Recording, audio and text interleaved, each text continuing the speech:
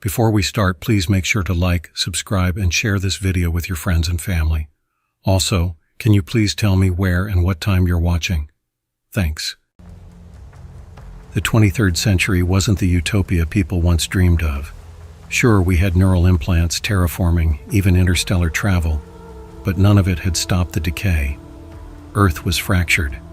The wealth gap had turned cities into fortresses, leaving the rest of us to scavenge for scraps. If you weren't born into privilege, you either clawed your way up or disappeared into the cracks. For someone like me, Callan, options were scarce.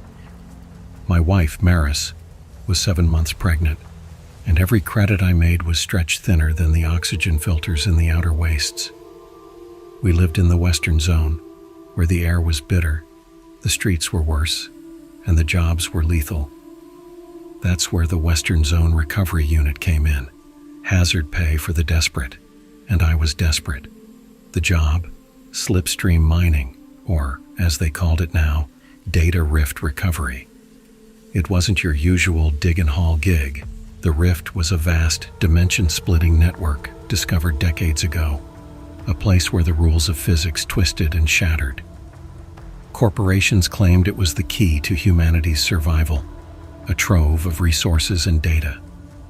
They didn't mention the risks, the jumps that could rip a body apart or worse, scramble a mind. Each miner was fitted with a neuro key, a sleek, obsidian black implant designed to stabilize consciousness during jumps. Without it, stepping into the rift was like trying to breathe underwater. They said it protected your thoughts, your memories, your very self. They said a lot of things. I wasn't thinking about any of that.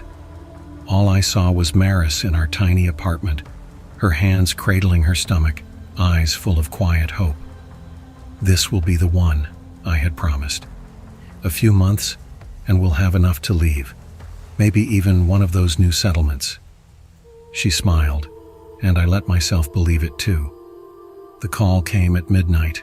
The recovery unit had a spot. Someone quit, or maybe they just vanished. Either way, I packed my bag, kissed Maris goodbye, and headed for the terminal.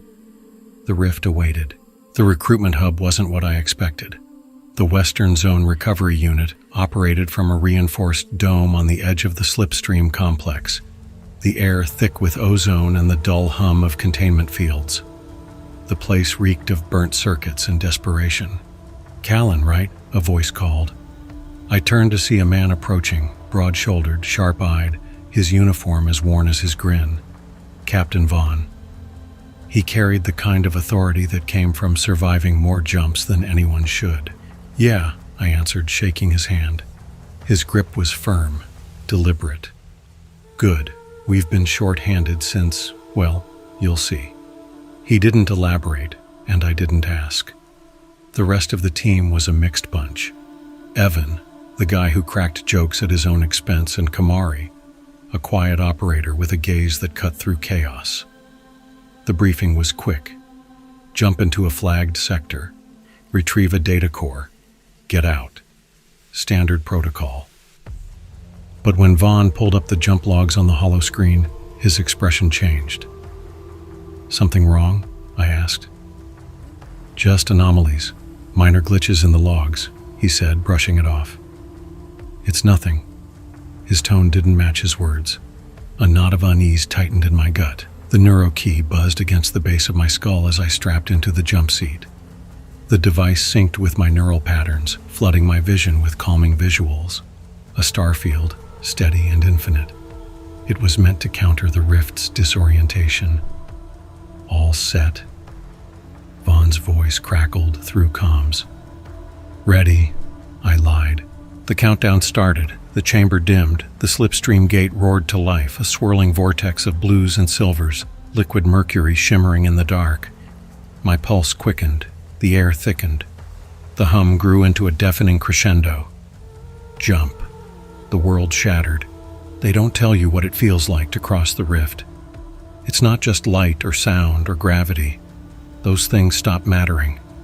It's as if every part of you is stretched, unraveled, and stitched back together in a single breathless instant. But this jump was different. The moment we emerged, alarm screamed inside the pod. My vision, My vision blurred as my neurokey struggled to stabilize. The starfield flickered, replaced by jagged shapes and pulsing unnatural colors. "Captain, what the hell's happening?" I shouted, gripping the harness as the pod bucked violently. "It's a dirty jump." Vaughn's voice was sharp with panic. "The rift's unstable. Everyone, hold on." The walls distorted, rippling like liquid. Kamari screamed, her body convulsing as blood seeped from her nose. Evan clutched his chest, his eyes wide with terror, and then I saw them. Shadows moving within the vortex, unnatural, predatory. A violent jolt slammed me against the seat, knocking the wind from my lungs. The pod was tearing apart, fragments of metal and glass spinning into the void. "Eject!" Vaughn bellowed. The neurokey surged, yanking me from the collapsing pod and into the swirling abyss. The last thing I heard was Vaughn's voice, cutting out, swallowed by the deafening roar of the rift. And then, silence. The world snapped back into focus like a whip cracking. My body slammed onto a hard metallic surface, pain exploding through my ribs. I gasped, dragging in sharp recycled oxygen. Where was I? I pushed myself to my feet, my boots clanging against a grated floor. The room around me was dimly lit, bathed in the cold blue glow of emergency lights. The faint hum of failing machinery echoed through the air. A dust-covered nameplate caught my eye. Outpost NAS, Sector Epsilon. I froze. Everyone knew about NAS, a mining station abandoned decades ago after a catastrophic event, one no one talked about. Stories circulated among the recovery units, frozen corpses, unexplainable malfunctions, and worse. No one came here, not unless they wanted to disappear. A groan shattered the silence, followed by the scrape of boots. "Callan." I spun around. Evan was slumped against a console, his face pale, drenched in sweat. His neurokey flickered erratically, the soft blue glow sputtering like a dying bulb.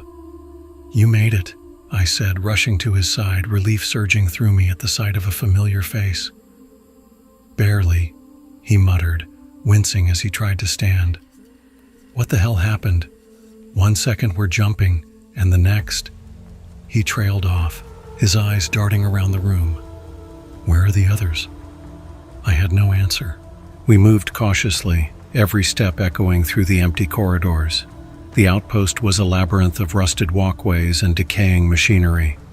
Power was minimal, life support barely holding up. "What is this place?" Evan asked, voice low. "NAS," I replied grimly. Evan froze. "You're kidding. NAS? The ghost station?" "Yeah," I said. "And it looks like it lives up to the stories." The deeper we ventured, the clearer it became. Something was wrong. No signs of life, no bodies, just abandoned equipment, overturned crates, as if the crew had vanished mid-task. Then we found the first corpse, wedged between 2 cargo containers, frozen solid, his face twisted in horror, eyes wide, unseeing. Black veins spidered across his pale skin, branching from his neck like cracks in porcelain. What could have done that?" Evan whispered, voice trembling. I swallowed hard. "I don't know. But I did know. Whatever it wasn't natural." Hours passed, or at least it felt like hours. Time was strange here. We managed to power up a central console, desperate for answers. The station logs were fragmented, riddled with corrupted files and gibberish. But one entry stood out, marked priority. Log entry 0742, discovery in lower mines. Organism not terrestrial. Responding to signals. Exhibiting parasitic behavior. The recording cut off abruptly. "Parasitic behavior," Evan read aloud, his voice thick with dread. Before I could respond, the console buzzed. A distorted voice crackled through the comms. "Western Recovery Unit survivors, respond." Evan and I exchanged a glance. "This is Callan," I said. "There are 2 of us. Who's there?" The voice was garbled but discernible. "Eastern Zone Rescue. En route. 24 hours." 24 hours. It might as well have been a lifetime in this place. They know we're alive, Evan said, his relief palpable. We just have to hold out. I nodded, but a gnawing doubt lingered. The outpost was wrong, tainted by something unseen, and we were sitting ducks. Later, while scavenging for supplies, I stumbled upon something chilling. A mining drill sat in the corner of a storage room, its tip coated in a black glossy residue. Next to it lay a shattered containment unit, its warning label barely legible. Biohazard Class 4. A faint whisper drifted through the air, like wind slipping through the hull. I turned sharply. Nothing. Callan? Evan's voice echoed from the corridor. Shaking off the unease, I joined him, but the whispering followed, an almost imperceptible sound crawling into my ears. As the hours dragged on, the outpost felt more alive, or haunted. Machinery flickered on and off. Static bursts filled the comms. Shadows shifted at the edges of my vision. "Do you hear that?" Evan asked, suddenly gripping my arm. "Hear what?" He pointed to a vent overhead. A faint clicking noise echoed through it, rhythmic and deliberate like footsteps on metal. We didn't sleep that night. The rescue team was coming, but every minute in Nass stretched into an eternity. Evan and I barricaded ourselves in what appeared to be a control room, the flickering hollow display casting pale blue light across the cramped space. The whispers had grown louder, no longer fleeting but persistent, like static on a forgotten channel weaving through the walls. Neither of us spoke much. What was there to say? Evan sat against the wall, clutching his neuro key. The faint glow it emitted gave his face an almost ghostly appearance. "Do you think they'll make it here in time?" he asked, breaking the silence. "I don't know," I admitted. I wanted to lie, to reassure him, but I couldn't. Not here. The first sign of something truly wrong came hours later, or maybe it was only minutes. Time had lost meaning in the outpost's oppressive grip. We heard the footsteps first. Heavy, deliberate, too close. Evan scrambled to his feet, eyes wide. "Rescue team?" he whispered hopefully. I shook my head. The sound was wrong. Too heavy, too deliberate. Whoever, or whatever, was out there wasn't human. The control room door rattled. Slowly at first, then violently, as if something was testing its strength. My heart pounded. "We need to move," I hissed, grabbing Evan's arm. He didn't argue. The corridors outside were darker than I remembered, the emergency lights dimming as if the station itself were trying to swallow us whole. Every step, every breath felt amplified. Then we saw it. At the far end of the corridor, silhouetted against the faint glow of a flickering terminal, stood a figure. Its posture was wrong, hunched, its spine twisted into an unnatural shape. "Is that a person?" Evan whispered. The figure moved, not like a human, but in jerky, disjointed motions, like a puppet on tangled strings. I pulled Evan back, pressing us against the wall. The figure paused, tilted its head, as if listening. For a moment, I thought it would continue down the corridor. Then it turned toward us. We ran. The thing gave chase, its footsteps pounding against the metal floor. It didn't stumble, didn't hesitate, moving with inhuman speed. "Go! Go!" Evan shouted, shoving me forward as we rounded a corner. We burst into a storage bay, slamming the door shut behind us. Evan fumbled with the lock, his hands shaking. Bang! The door buckled as the thing slammed into it, again and again. Each impact rattled the walls. "What the hell is that?" Evan gasped. "I don't know," I panted, trying to catch my breath. "But I don't think it's alone." The pounding stopped. For a moment, we stood in silence, straining to hear anything over our own ragged breathing.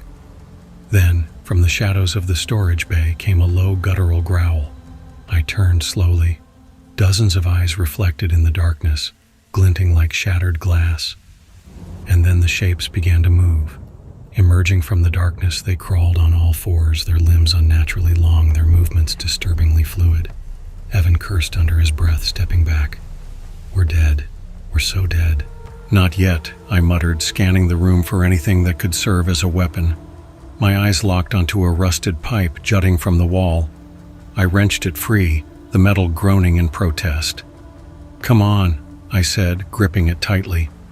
The creatures hesitated, as if assessing us. Then, as one, they lunged. We fought like animals. I swung the pipe, the impact landing with a sickening crunch against the nearest creature's skull. Evan had grabbed a heavy wrench, using it to fend off another, but they just kept coming. One of them raked its claws across my arm, slicing through my suit. I cried out, driving the pipe into its head. A spray of black ichor splattered across the floor, the stench of decay thick in the air. Evan wasn't as lucky. A creature tackled him, pinning him to the ground. He screamed as its jaws snapped inches from his face. "Evan!" I shouted, swinging the pipe with all my strength. The creature collapsed, twitching. I hauled Evan to his feet. "We have to go," he gasped, blood streaming from a gash on his forehead. We stumbled out of the storage bay, the creatures close behind. Ahead, a vast chamber stretched into darkness, the ceiling lost from view. In the center stood a massive cylindrical structure, some kind of containment unit. "Do you think this is what they were mining?"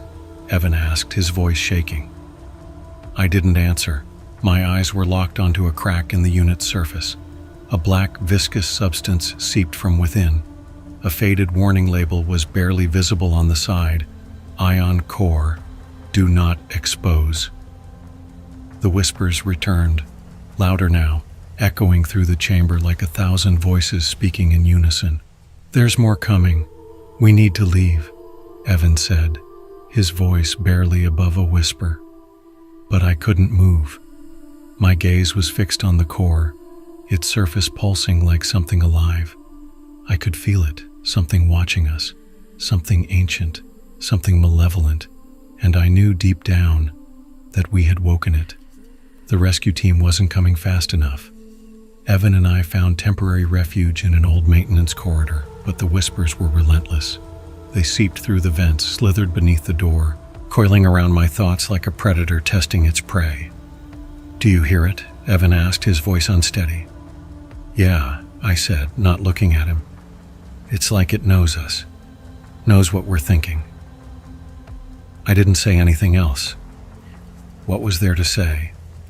The corridor's faint emergency lighting was the only thing keeping the shadows at bay, or so I told myself. Every so often, a flicker at the edge of my vision made my stomach twist. A fleeting shape, too fast, too unreal to be anything alive. I fiddled with my neuro key, its interface flickering as if distorted by some unseen force. This wasn't just a failing station. Something deeper was at play. "Look," Evan said, pointing to a small access hatch on the wall. "What is it?" "Old power systems," he murmured, crawling toward it. "Maybe we can get a map, some answers, something to get us out of here." I hesitated, glancing back at the dark corridor. The whispers had faded slightly, but the silence was even worse. "Fine," I relented, following him. The hatch led to a narrow crawl space that reeked of rust and decay. Cables lined the walls, pulsing faintly with energy. At the end of the passage, a terminal flickered erratically. Evan booted it up, his fingers trembling as he navigated the archaic system. "What's it say?" I asked, scanning the cramped space. "Logs, power management, something about binary systems," he muttered, then froze. "What?" "These windmills, they're not for ventilation." I frowned. "What do you mean?" "They're powering something," he whispered. "Something big, and it's not the station." The terminal screen abruptly went black. A low hum filled the crawl space, growing louder by the second. Evan backed away, his face pale. "We need to go," he breathed. The hum escalated into a deafening roar. The crawl space lights flickered violently, then plunged us into darkness. Darkness fell, then came the voices. Not whispers this time. Full, resonant voices that reverberated through the metal walls, speaking in a language I couldn't understand. The sound was overwhelming, like a choir of the damned singing directly into my skull. I grabbed Evan, dragging him out of the crawl space as the walls seemed to close in around us. Back in the corridor, the lights were completely out, leaving only the faint glow of our neurokeys to pierce the blackness. "This way," Evan urged, pulling me toward a junction. But the shadows were alive now. They moved with purpose, shifting and coalescing into shapes that defied all logic. Limbs where there should have been none, eyes blinking from places that had no right to have eyes. "Run!" I gasped, my voice shaking. We bolted down the corridor, the shadows surging after us. I could feel them closing in, their cold presence licking at the edges of my mind. We rounded a corner and stumbled into a massive chamber. The windmills were here. Their blades turned slowly, impossibly, despite the still air. "What is this place?" Evan murmured, his voice trembling. The chamber stretched out before us, its walls lined with strange crystalline structures that hummed softly with energy. The windmills were connected to them, their motion feeding power into the crystals, which pulsed faintly with an unnatural glow. "It's alive," I whispered, the words escaping before I could stop them. The shadows didn't follow us inside. Instead, they lingered at the edges, hesitant, as if wary of the crystal's light. Evan stepped closer to one of the structures. His neurokey flickered wildly as he neared. "Careful," I warned. He reached out, fingertips grazing the surface. The crystal reacted instantly, flaring with a blinding brilliance. Evan screamed, jerking his hand away. As the glow subsided, I rushed to his side. "What happened?" His breath was ragged. "It showed me something." "What?" "Images, memories, but not mine." His voice was barely above a whisper. "Whose?" "I don't know," he said, eyes wide with terror. "But they're old. Older than anything I've ever seen." We had no time to process it. The whispers were returning, louder than before. The shadows began creeping forward, defying whatever invisible barrier had held them back. "We need to go," I said, grabbing Evan's arm. He nodded numbly, his hands still shaking as we hurried out of the chamber. But I couldn't shake the feeling that something was watching us. Not the shadows, something older, something far more intelligent. And whatever it wasn't finished with us yet. The shadows never left us now, always at the edges of my vision. Their cold, predatory presence gnawed at my sanity. Evan and I moved cautiously through the station, guided only by the weak glow of our neurokeys and the occasional flicker of emergency lights. We found what looked like an old research lab. The door slid open with a hiss, revealing a room that was both sterile and grotesque. Equipment lay scattered in disarray, some smashed, some coated in a strange black substance that shimmered faintly under the flickering lights. "Don't touch anything," I whispered. Evan nodded, but his attention was drawn to a central console, its screen still active. The logs told a grim story. Fragmented entries detailed experiments on the crystalline structures, the ones we had seen earlier. The researchers had called them the Eidolon Core.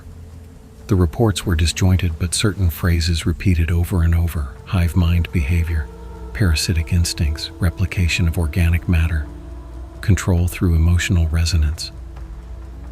"What the hell does that mean?" Evan muttered. "It means we're dealing with something alive," I said, my voice hollow. One log stood out, marked with a priority flag. Its title was simple but ominous: Last Report. Last report, the Eidolon Core has breached containment. Its parasitic nature is worse than we anticipated. The infected display heightened aggression and cognitive deterioration. But it's not just physical. The core manipulates emotions, feeding on fear, anger, and despair. It's trying to understand us, to use us. We tried to destroy it, but it adapts faster than we can counter. The windmill systems were a stopgap, converting its energy back into harmless output. But it's only delaying the inevitable. We've sealed off the lower levels. If anyone finds this, don't try to fight it. Don't try to understand it. Just run. I leaned back from the console, my heart pounding. We need to get out of here, I said, my voice trembling. Evan didn't respond. Evan! He was staring at something in the corner of the room. I followed his gaze, and my stomach lurched. A body, or what was left of one. The figure was half consumed by the black, shimmering substance, its limbs twisted into impossible angles. Its face was frozen in a rictus of agony. But the eyes, God, the eyes.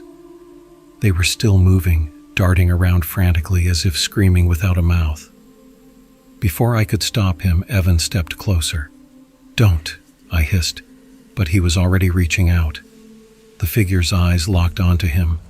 For a moment, the entire room vibrated with a low, guttural hum. The black substance began shifting, creeping toward Evan's outstretched hand. He jerked back just in time, stumbling into me. It's alive, he whispered, his face ashen. No kidding, I snapped, grabbing his arm and pulling him toward the door. The lab's lights flickered violently. Then, with a deafening clang, the door slammed shut. The hum grew louder. The black substance slithered across the walls and floor, forming tendrils that reached for us. Their tips hardened into jagged, crystalline spikes. Evan stood frozen, his breath coming in shallow gasps. Move! I shouted, shoving him toward a ventilation grate on the far wall. We scrambled inside just as the tendrils lashed out, barely missing us. The vent was tight and suffocating, but, for now, it seemed free of the substance.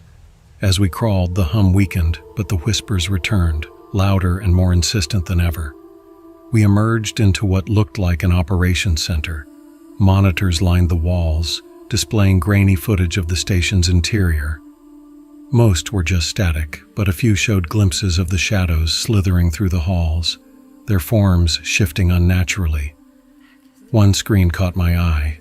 A group of people, rescue team uniforms. They moved cautiously through a corridor. Relief flooded through me, then vanished. The shadows were following them, creeping along the walls, the ceiling. One of the team members turned a corner. Static. They're here, I breathed. Evan was at another console, frantically working. I found the comm system, he said, but it's not working. Interference from the core? I asked. Probably, he muttered. It's like it's everywhere, in everything. Something on the console caught my eye, a small recording device. I picked it up and pressed play.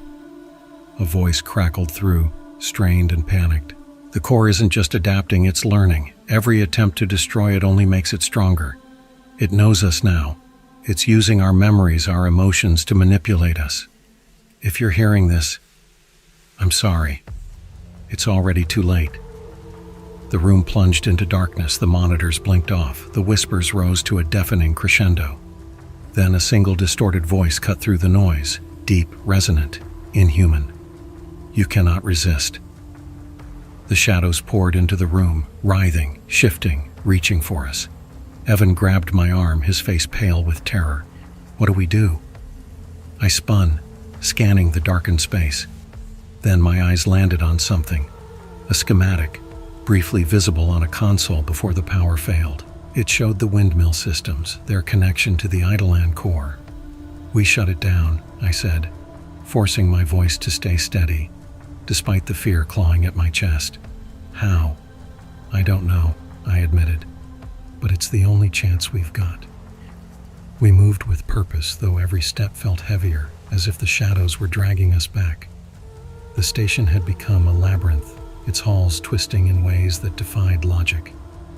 The whispers weren't just voices anymore. They had weight, pulling at our thoughts, our will. They're in our heads, Evan murmured, his voice unsteady. Focus, I snapped. Don't let it get to you. The schematic was burned into my memory. The windmill systems, located at the station's core, it might be our only chance, but reaching it meant descending deeper, closer to the source of the infection. We arrived at a service elevator, its doors slightly ajar. the control panel flickering erratically. I pried the doors open and peered inside. The shaft yawned into darkness below. The elevator car itself stuck several levels beneath us. "Climb?" Evan asked, unease in his voice. "Climb," I confirmed. The metal rungs of the ladder were slick and ice-cold, forcing us to grip tightly as we descended. The whispers grew louder with every step, the shadows pressing in, their presence almost tangible. Midway down, Evan suddenly froze. "Callan," he whispered, barely audible. "Something's moving below us."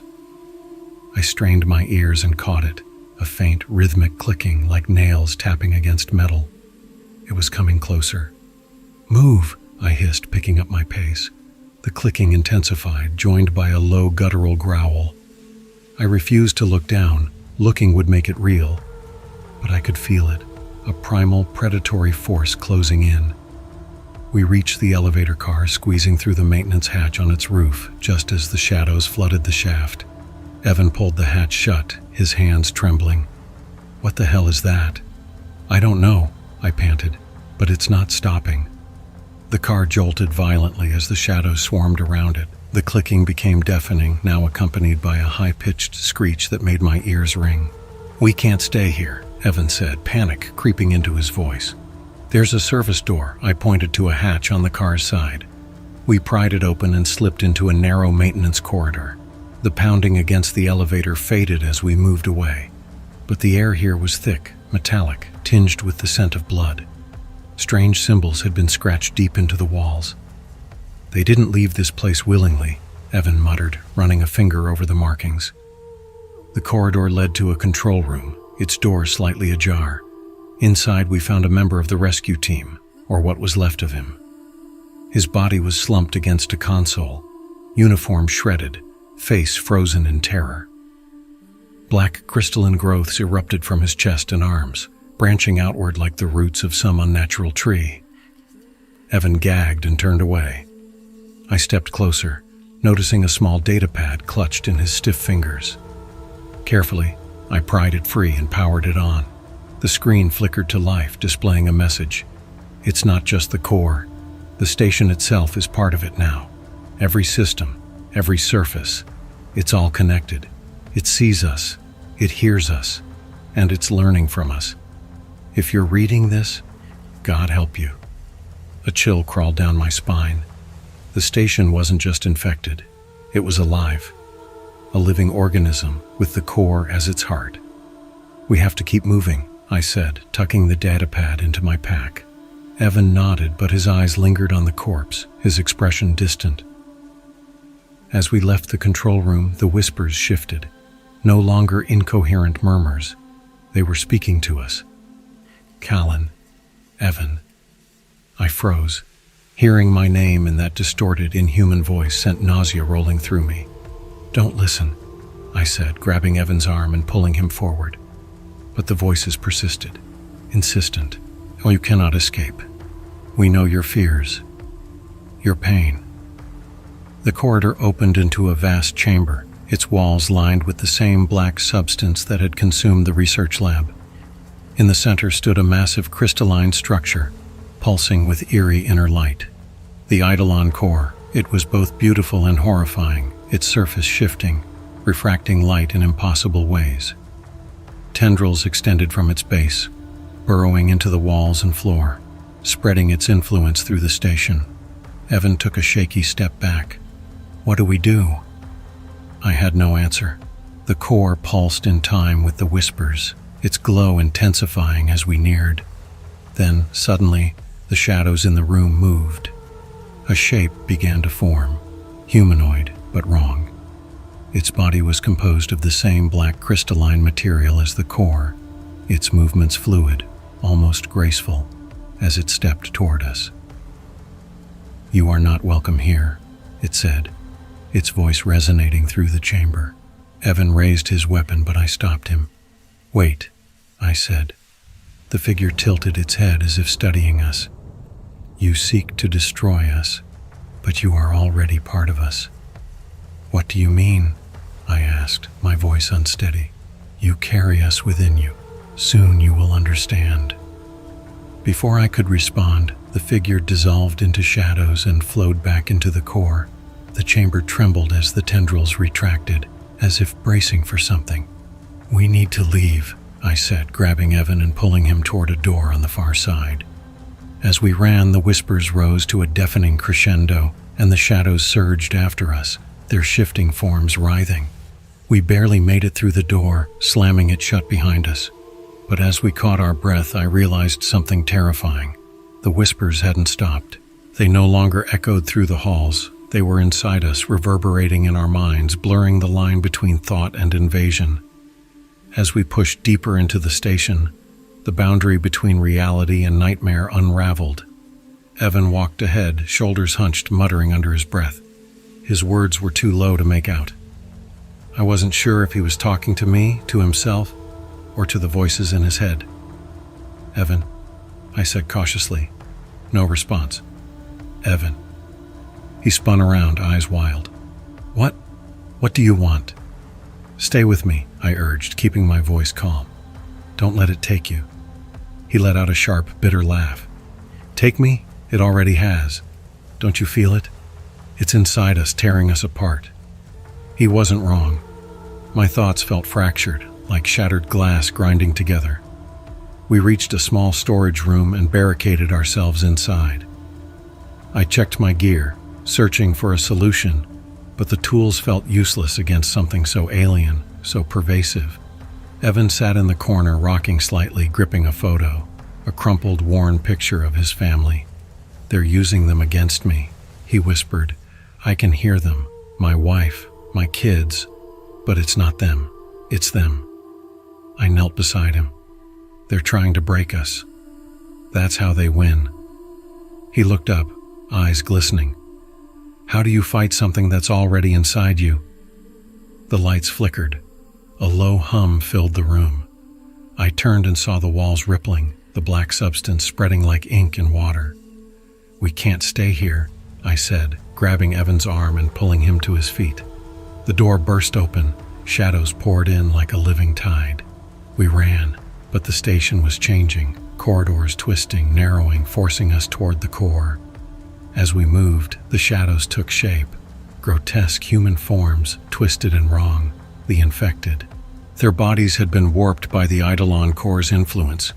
One lunged at us, its movements jerky, unnatural. I raised my weapon and fired. The shot echoed through the hall. The creature crumpled but didn't stay down. The black substance writhed, trying to knit itself back together. "Go!" I shouted, shoving Evan forward. We sprinted down the corridor, the infected figures chasing us, their voices merging with the whispers, a cacophony of rage and despair. We found temporary refuge in an engineering bay, sealing the door behind us. The room was a wreck, tools scattered, panels ripped open, the air thick with the scent of burnt metal. Evan collapsed against a console, gasping. "This isn't going to end, Callan. You know that, right? They're everywhere." I ignored him, scanning the room. My eyes locked onto a terminal still flickering with power. Desperate, I activated it, hoping for a map, a system override, anything. Instead, I found logs, messages from the station's crew. The entries painted a horrifying picture.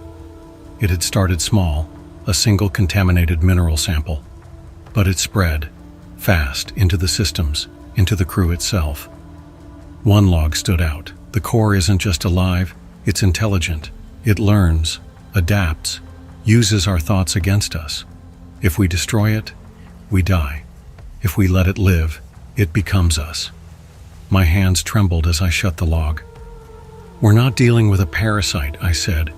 "It's a predator." Evan stared at me, his face pale. "And we're the prey." The door behind us rattled violently, the infected pounding against it.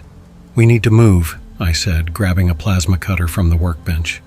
It wasn't much, but it was better than nothing. Evan stood sluggishly. "There's nowhere to go." "There's always somewhere to go," I insisted, forcing myself to believe it. The door buckled. Black substance oozed through the cracks. "Now!" I shouted, yanking Evan toward a maintenance hatch in the corner. We scrambled through, shadows spilling into the bay behind us. The hatch led to a narrow vent, barely wide enough to crawl through. Conduits and cables lined the walls, the air thick with heat and oil. As we crawled, the whispers grew louder, their tone shifting. They weren't angry anymore. They were pleading. "Callan, help us." I froze. The voice was familiar. "Maris," I whispered. "Help us. Save us." It sounded exactly like her, but I knew it couldn't be real. "Keep moving," Evan said, his voice tense. I couldn't. The whispers were too convincing, too real. A sharp pain jolted me back, Evan's grip on my arm painfully tight. "Don't let it in," he said, his eyes locking onto mine. "It's not her." I swallowed hard and nodded, forcing myself to keep crawling. The vent eventually opened into another corridor, dimly lit and eerily silent. Strange symbols covered the walls, etched into the metal like scars.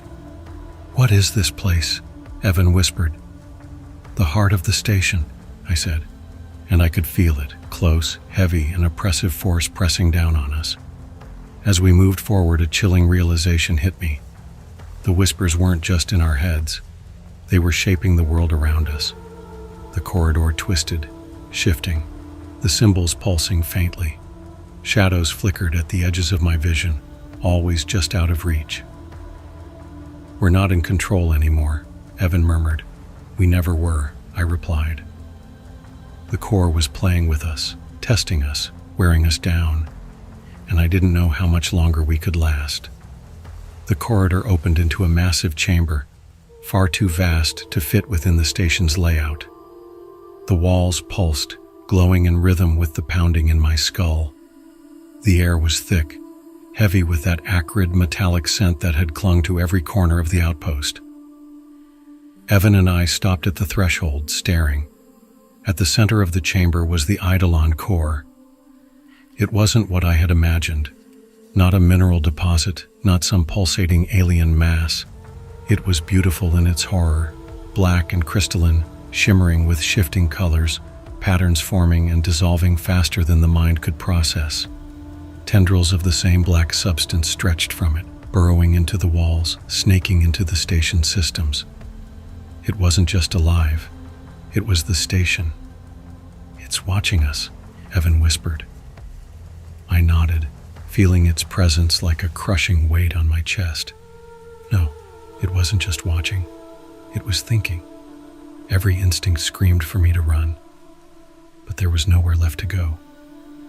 "What now?" Evan asked, his voice shaking. "We end this," I said, though I had no idea how. As we stepped into the chamber, the whispers sharpened, merging into something singular. No longer a chaotic jumble, now a chorus, a voice made of many. "You don't belong here." The voice wasn't angry. It wasn't pleading. It was curious. "Why do you resist?" My breath caught.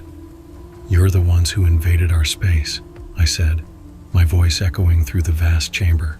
The core pulsed, its colors shifting. "We did not invade. We awakened. You brought us here." Evan's grip tightened on my arm, frantic. "Don't talk to it. Don't let it in." "It's already in," I whispered, shaking him off. "It's in all of us." "You are fragile," the voice mused, "but adaptable, useful." The tendrils along the walls shifted, their movements slow and deliberate. They weren't just part of the station. They were part of the core. It was an extension of its will. You build, you destroy, you create, you devour. "What do you want?" I demanded. The core pulsed again, brighter this time.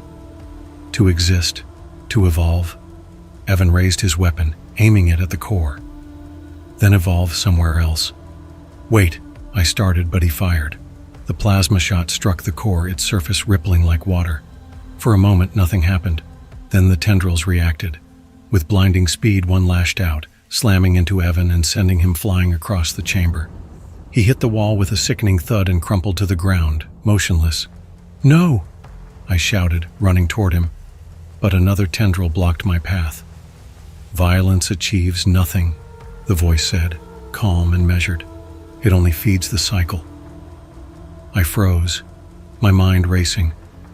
If violence wasn't the answer, then what was? Why? I asked, my voice shaking.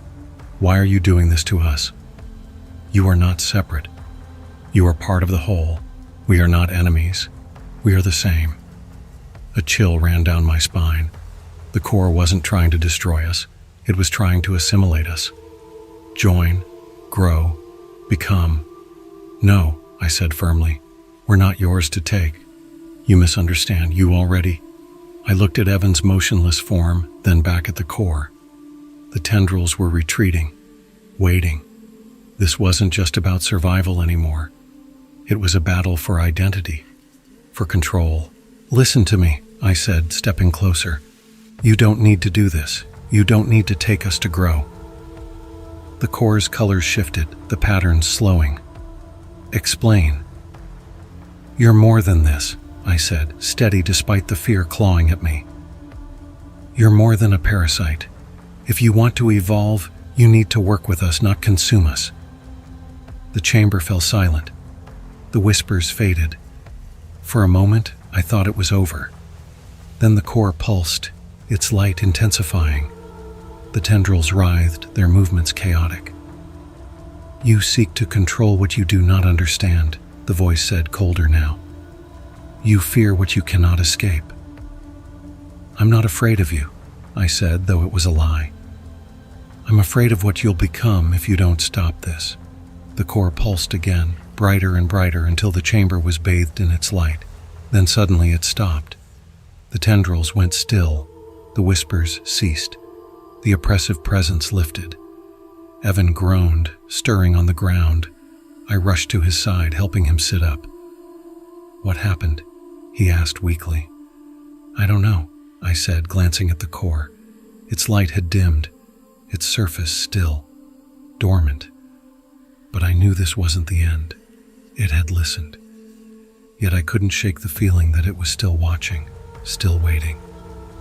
We didn't waste time leaving the chamber. Evan leaned on me as we navigated the station's dim, eerily silent corridors. Only the hum of the station systems remained. The core had gone quiet, but its presence lingered, heavy in the air, as if it was waiting for something. Do you think it's over? Evan asked, his voice hoarse. I didn't answer. I couldn't. We reached the control room. The terminal blinked with messages from Eastern Zone Command. Urgent, laced with fear. Western Zone Recovery Unit, report your status. The anomalies in the rift have escalated. Your location is at risk of destabilization. Evacuate immediately. Evan sank into a chair, clutching his side. They're telling us to bail. He exhaled sharply. But we can't jump without risking another dirty rift. I stared at the terminal, my thoughts racing.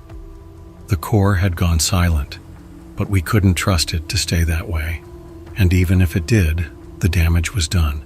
The contamination was spreading. This wasn't just about surviving anymore. It was about stopping this. I turned to the terminal, typing furiously to access the station's power systems. What are you doing? Evan asked, his voice rising in alarm. We're out of time, I said. I'm going to overload the station's core. You're insane, he shouted, struggling to stand. You'll kill us both. I'll set the timer long enough for you to escape, I said, my voice steady. The shuttle in Dock C is still functional. You can make it back to the Eastern Zone. And what about you? I didn't answer, because the truth was, I wasn't sure I'd make it out. But I couldn't let the core survive. If the core reached Earth, or worse, found a way to spread beyond the station, it would be the end of everything. As I worked, Evan grabbed my arm. Callan, don't do this. We can figure something out. There has to be another way. There isn't, I said, meeting his gaze. You saw what it did to the others, what it almost did to us. If we don't stop it now, it'll never stop. He stared at me, his face pale. Then reluctantly he nodded.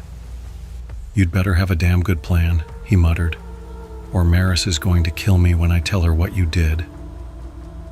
With the countdown set, I helped Evan to the shuttle bay. The shuttle systems were operational, barely.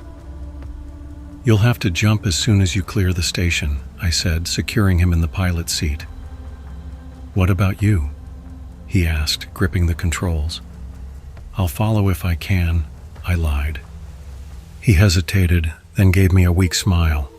"You'd better. I don't want to be the one to tell Maris her husband went out in a blaze of glory." I stepped back, watching as the shuttle's engines roared to life. The hatch closed, and moments later the shuttle shot out into the rift. Alone now, I returned to the control room. The timer ticked down, each second bringing me closer to the end. Then the core's voice returned, softer this time, almost pleading. "Why?" "Because you're too dangerous," I said, my hands trembling. "We can coexist. Not like this." The whispers faded, replaced by a deep resonant hum that seemed to come from everywhere at once. The station's walls pulsed faintly, as if the core was gathering its strength for one final act. I braced myself, unsure of what was coming. Then, something unexpected happened. The timer froze. The terminal blinked with an unfamiliar symbol. A voice spoke, but not the core's. Something new. "Callan." I froze. It wasn't just a voice, it was Maris. "Impossible," I whispered, my heart pounding.